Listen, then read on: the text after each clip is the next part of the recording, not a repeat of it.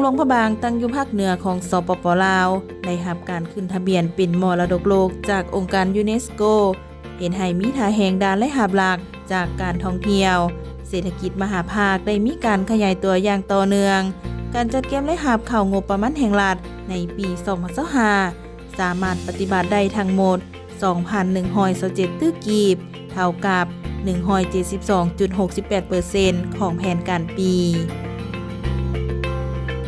ท่านคำเพชรศรีลาทองนิดห้องหัวหน้าแผนกการเงินแขวงหลวงพระบางได้ให้สัมภาษณ์ว่าในปี2025แขวงหลวงพระบางได้รับแผนการจัดเก็บและหาบเข้างบประมาณแห่งรัฐจำนวน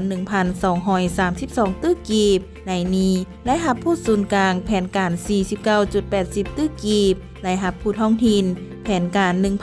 1,182 ตื้อกีบแต่ผ่านการจัดตั้งปฏิบัติเวียกงานเก็บและหาบหมดปี2025สามารถจัดตั้งปฏิบัติได้ทั้งหมด 2,127 ตื้อกีบ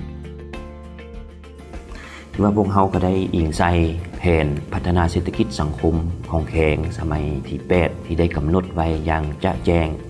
ว่าแขวงหลวงพระบางแม่นเอายุทธศาสตร์การคุ้มครองรายรับจากแหล่งท่องเที่ยวที่ติดพันกับธรรมชาติสีเขียวนั้นผ่านการจัดตั้งปฏิบัติตัวจริงพวกเขาก็เห็นได้ว่า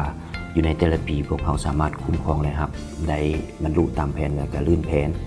พวกเขาเน้นใช้ปฏิรูปการหันเป็นทันสมัยฐานข้อมูลของพวกเขาอยู่ในแขวงหลวงพระบางโดยเฉพาะก็แม่นทางแหงที่บ่มซ้อนจากหัวหน่วยธุรกิจถือว่าพวกเขาจะนำใช้ระบบเทคนิคเข้าในการคุ้มครองทั่วแขวงถือว่าสามารถใช้ระบบเทคนิคได้ทั้งหมดทางแหงบ่มซ้อนอีกอันนึงก็แม่นบรรดาโรงแรมและเงินพักและนอกจากนั้นพวกเขาก็เอาใจใส่คุ้มครองไปเก็บเงินอากรมูลค่าเพิ่มปัจจุบันนี้ทางกรมศึกษาอากรก็คือทางกระทรวงการเงินก็ได้ลงเคลื่อนไหวติดตั้งระบบ AC Tax Invoice เนาะบรรดาหัวหน่วยธุรกิจเอาเข้าฐานข้อมูลสอดห้อยกับระบบเทคนิคทั้งหมดนอกจากนั้นพวกเขายังมีเก็บคุ้มครองจากค่าธรรมเนียมใช้ที่ดินและก็เก็บค่าธรรมเนียมพาหนะนอกจากนั้นก็ยังมีด่านแหล่งท่องเที่ยว7แห่งที่พวกเขานำใช้ระบบทันสมัย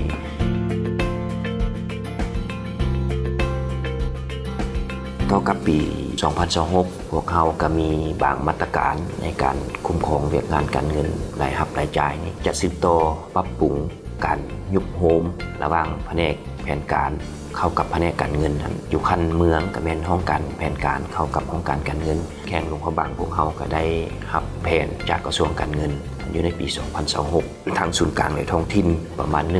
1,117 ตื้อกว่ากีบต่อกับปัญหาดังกล่าวนี้พวกเขาก็มีมาตรการในการจัดตั้งปฏิบัติสืบต่อคุ้มครองฐานข้อมูลที่พวกเขามีอยู่แล้ว 14,000 กว่าหัวหน่วย